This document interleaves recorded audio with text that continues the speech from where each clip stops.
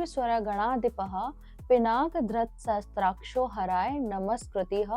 जो भुजंग भूषण धारण करते हैं, देवता जिनके चरणों में नत होते हैं, उन पिनाकधारी हर को मेरा नमस्कार। शिवागम के अनुसार भगवान रुद्र के 8वें स्वरूप का नाम हर है। भगवान हर को सर्वभूत कहा गया। इसका अभिप्राय यह है कि मंगल और अमंगल सब कुछ ईश्वर शरण में है। दूसरा अभिप्राय यह है कि संहारक इन्हें कहा गया है।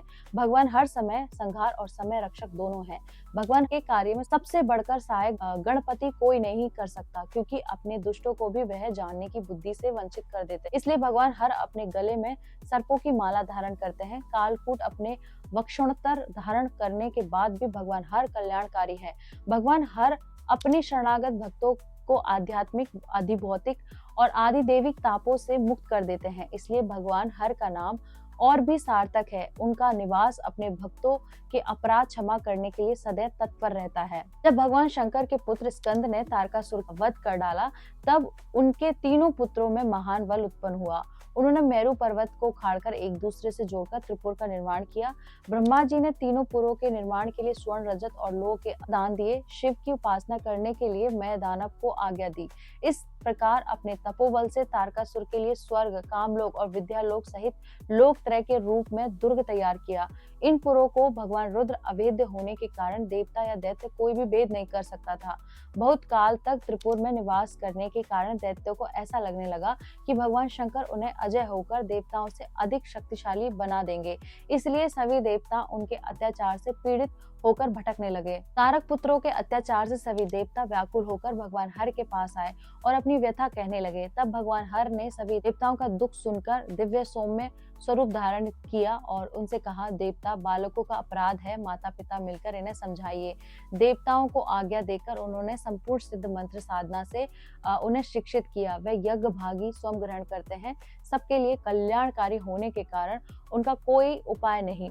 भगवान हर ने कहा, देवताओं, तुम दूसरे कर्मों में प्रवृत्त हो, फिर भी तारक पुत्रों को नष्ट करना आवश्यक है। इसका एक उपाय मेरे पास है। तब ब्रह्मा जी के साथ देवताओं ने भगवान विष्णु से प्रार्थना की कि जब वे देव विष्णुमय का प्रभाव संभाल ले, तब मैं सर्व रूप अवतार लेकर संहार करूं। आदेश पाकर देवताओं ने उनके अवतार की प्रतीक्षा की। आदेश के अनुसार हर रुद्र का आध्यात्मिक मूर्तिकरण नेत्राग्नि प्रज्वलित हुआ और त्रिपुर नाश प्रसिद्ध हुआ।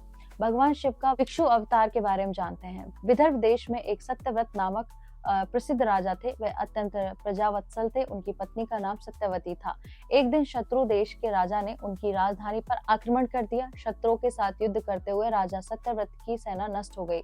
फिर ये शत्रुओं के साथ मारा गया। सत्यवती महारानी किसी प्रकार प्राण रक्षा में सफल हुई। उधर उस समय गंधर्व लोक में एक बालक उत्पन्न हुआ। शोकाकुल रानी भगवान शंकर का स्मरण करती हुई पुत्र दिशाओं की ओर बढ़ती गई। रात्रि चलकर प्रातःकाल वह एक सरोवर के तट पर पहुंची। भाग्यवश रानी ने सरोवर के किनारे एक मुनि को बैठे हुए ध्यान समाधि में देखा। देवयोगिनी रानी अपनी अंतकरण की व्यथा लेकर उनके समीप गई और उनसे शरण मांगने लगी। ऋषि ने पानी मांगने के लिए सरोवर से उतरी, तभी एक गंधर्व वेश बना लिया। इस प्रकार जन्म लेते ही वह माता पिता विहीन हो गया। उन्होंने ही भगवान हर को प्रकट होकर उसकी रक्षा ली। उस समय एक विद्याधारिणी अपने 1 वर्ष के बालक को गोद में लिए हुए वहां आ गई। रानी ने उस बालक को देखकर अत्यंत आनंद पाया। उसके प्रति करुणा उत्पन्न हो गई। उसके मन में उस बालक को अपना पुत्र बनाने की इच्छा उत्पन्न हो गई। ठीक उसी समय विद्याधारिणी जमीन से अदृश्य हुई। भगवान शंकर प्रकट होकर रानी को वरदान देने लगे। वास्तव में ये बालक परम पवित्र है। तुम इसे अपना पुत्र मानो, इसका पालन पोषण करो। ये बालक शिव भक्त महाराज सत्यव्रत का ही पुत्र है। इसके पश्चात देव कृपा से रानी के गर्भ एक और पुत्र उत्पन्न हुआ। उन्होंने दोनों बालकों का पालन पोषण किया। कुछ समय बाद रानी का देहांत हो गया। उस समय उन्हें भगवान शंकर की उपासना की। वे दोनों बालक रानी के बिना ही देवताओं की सेवा करने लगे। वहां से लौटा हुआ पुत्र कुछ समय बाद राजा बना। कुछ वर्ष बाद एक दिन राजकुमार सत्यव्रत के पास आया। सब उसने अपने सिद्धांतों के साथ गुरु कन्या से कन्या राजकुमार के रूप में नंदव्रत को सौंपा। गुरु कन्या के विवाह के उपरांत राजकुमार उसके पिता का राज्य लेने लगा। उसने पालन करने वाला विद्याधारिणी के राजकुमार राजधर्म का पालन किया। वह राजकुमार धर्मपाल नाम से विख्यात हुआ। यह था देवेश शिव की आराधना का सच्चा फल। शिव नाम की क्या महिमा है। गायत्री प्रतिपाद्या कारण कृत स्वव्ययम कल्याण गुण गर्भाशतु शिवाय विद्यधाति नः। गायत्री जिनका प्रतिपादन करती है, ओमकार ही जिनका भवन है, ऐसे समस्त कल्याण और गुणों के धाम शिव को मेरा प्रणाम।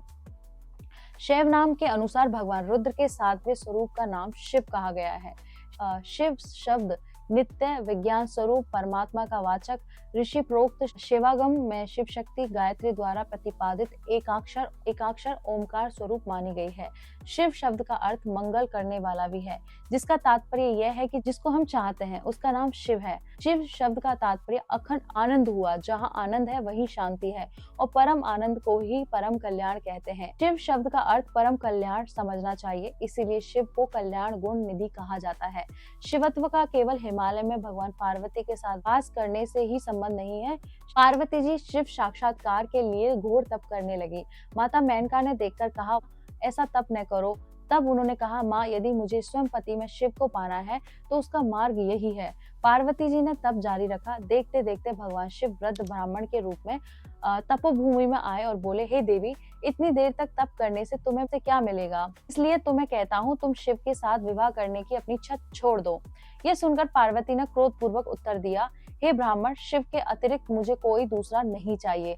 तुम कौन होते हो मुझे रोकने वाले? शिव मुस्कुराकर बोले, वत्स, शिव को जानना सरल नहीं है। वे ओगढ़ हैं, भस्मधारी हैं, शमशानवासी हैं, उग्र हैं। ऐसे पति के साथ रहकर तुम कौन सा सुख पाओगी? पार्वती और अधिक दृढ़ निश्चय से खड़ी रही। वे कहने लगी, बस अब अधिक नहीं सुनना चाहती, तुम चाहे कुछ भी कहो, मेरा निश्चय अटल है। इसी प्रकार मिथ्या प्रलाप कर रहे हो। उन शिव वेशधारी ब्राह्मण को देखकर पार्वती ने मौन धारण कर लिया। तभी भगवान शिव अपने वास्तविक स्वरूप में प्रकट हो गए। उन्होंने पार्वती को वरदान दिया और उन्हें अपनी अर्धांगिनी के रूप में स्वीकार किया। शिव शब्द का तात्पर्य केवल संहार से नहीं है, बल्कि सृष्टि, पालन और लय तीनों से है। शिव सदा कल्याण करने वाले हैं। वे निर्गुण, सगुण, निराकार, साकार, ज्ञात के सबके मूल हैं। वेद जिनके निश्वास और उन्हें तुम विज्ञान कहो या अध्यात्म, सब शिव से उत्पन्न हुए हैं। शिव सर्वत्र व्याप्त है। जहाँ भी दृष्टि जाती है वहाँ शिव ही दिखाई देते हैं। भगवान शिव का शिव विग्रह अर्धनारीश्वर रूप में दर्शाया गया है। शिव शक्ति का ये अभिन्न रूप सृष्टि के संतुलन का प्रतीक है। शिव बिना शक्ति के शव है और शक्ति बिना शिव के अंधी है। दोनों का संयुक्त स्वरूप ही सृष्टि का आधार है। भगवान शिव का अद्भुत अवतार के बारे में, एक बार देवताओं के इंद्र देवता और बृहस्पति के साथ भगवान शिव का दर्शन करने के लिए कैलाश पर्वत पर गए। उस समय बृहस्पति अत्यंत अभिमान में थे। उन्होंने देखा कि एक अद्भुत पुरुष रास्ते में खड़ा है। उनका अपने अधिकार पर बड़ा गर्व था। उन्होंने मार्ग में खड़े उस पुरुष से पूछा, तुम कौन हो? भगवान शिव उस समय अपने वास्तविक रूप में नहीं थे। देवताओं और बृहस्पति के साथ देखकर वे भिक्षुक के रूप में प्रकट हुए। गुरु बृहस्पति ने बार बार उन्हें हटाने का प्रयास किया, परंतु वह भिक्षुक टस से मस नहीं हुआ। तब क्रोधित होकर बृहस्पति ने अपना वज्र उठाया। भगवान शंकर ने उसके वज्र को तत्काल स्तंभित कर दिया। इससे बृहस्पति भयभीत हो गए। उस अवधूत भिक्षुक को देखकर उन्हें समझ में आया कि वह साक्षात भगवान है। फिर वे हाथ जोड़कर भगवान हरि की स्तुति करने लगे। उन्होंने कहा, महादेव, हम आपके चरणों में पड़े हैं, आप करुणा करें। तब भगवान हरि ने अपने वास्तविक स्वरूप का दर्शन कराया। बृहस्पति और अन्य देवता यह देखकर विस्मित हो गए। भगवान शिव ने कहा, अहंकार ही पतन का कारण है, इसे छोड़कर ही ज्ञान प्राप्त होता है। यह उपदेश देकर भगवान शिव अंतर्ध्यान हो गए। देवता अपने अपने लोकों को लौट गए। चंद्रवत सांसो जटालिंगित मस्तक हृदयस्थ सदा भूत भर्गो भवती नाशनः। चंद्र को धारण करने वाले, जटाओं से मंडित मस्तक वाले, हृदय में सदा निवास करने वाले और संसार का नाश करने वाले भर्ग हमारे हृदय में निवास करें। 5वें रुद्र भगवान भर्ग का भाववाचक कहा गया है। दुख पीड़ित संसार को दुख और भव से मुक्त करने वाले केवल महादेव भगवान भर्ग ही हैं। भगवान भर्ग रूप में रुद्र ज्ञान स्वरूप होने के कारण मुक्ति प्रदान करके भक्तों को भव सागर से भय से भी त्राण देते हैं। एक समय देवता और दैत्यों ने अमृत प्राप्त करने के लिए समुद्र मंथन में सर्वप्रथम कालकूट विष निकला। उस भयंकर विष की ज्वाला से तीनों लोगों और सभी प्राणियों का प्राण संकट में उपस्थित हो गया। भगवान विष्णु भी विकराल विष से प्राणियों की रक्षा करने में असमर्थ रहे। सभी देवता भगवान विष्णु के साथ मिलकर भगवान भर्ग रुद्र की शरण में गए। भगवान भर्ग रुद्र उस समय कैलाश पर अपनी अर्धांगिनी पार्वती के साथ थे। देवताओं ने प्रार्थना करते हुए उनसे कहा, हे महादेव, समुद्र से निकले इस कालकूट विष से देवताओं सहित सभी प्राणी जलकर भस्म हो रहे हैं। समस्त प्राणियों को भव से मुक्त करने वाले भर्ग रुद्र, आप इस कालकूट विष से हमारी रक्षा करें। इस प्रार्थना को सुनकर भगवान भर्ग पार्वती जी से बोले, प्रिय देखो, क्षीर सागर से निकले इस कालकूट विष से देवताओं सहित समस्त प्राणियों का कितना बड़ा संकट हो रहा है। समस्त प्राणियों की रक्षा के लिए इस विष का पान करना परम कर्तव्य है। यह सुनकर पार्वती जी, आप समस्त प्राणियों के रक्षक है, यदि आप इस विष का पान कर लेंगे तो आपकी रक्षा कौन करेगा। तब भगवान भर्ग ने कहा, देवी, संपूर्ण सृष्टि के कल्याण के लिए ये आवश्यक है। कहकर भगवान भर्ग ने दिशाओं में व्याप्त उस हलाल विष को हथेली पर रखकर पान कर लिया। वह हलाल विष उनके कंठ में ही स्थिर हो गया। इस प्रकार भगवान शंकर का कंठ नील वर्ण हो गया। लोक कल्याणार्थ विष पान करने के कारण भगवान रुद्र के इस पांचवें स्वरूप का नाम भर्ग हुआ। विष की ज्वाला को शांत करने के लिए उन्होंने मस्तक पर चंद्रमा का धारण किया। पार्वती जी के आग्रह से भगवान भर्ग ने अपने आध्यात्मिक आकाश स्वरूप में विष को धारण किया। इस कारण उनका कंठ नीला हो गया। इसी से वह नीलकंठ कहलाए। विष उनके कंठ में ही स्थित रहा, इसलिए वह संपूर्ण शरीर में नहीं फैला, इसलिए वह अमृत तुल्य देवादिदेव कहलाए। भस्मक नामक अवतार। अंधक नामक एक दैत्य महर्षि कश्यप से उत्पन्न हुआ था। वह जन्म से ही अंधा था। उसकी माता दिति ने तप करके भगवान शिव को प्रसन्न किया। भगवान शिव ने उसे वरदान दिया कि वह तब तक जीवित रहेगा जब तक वह माता न समझे। अंधक अत्यंत प्रभावशाली हो गया।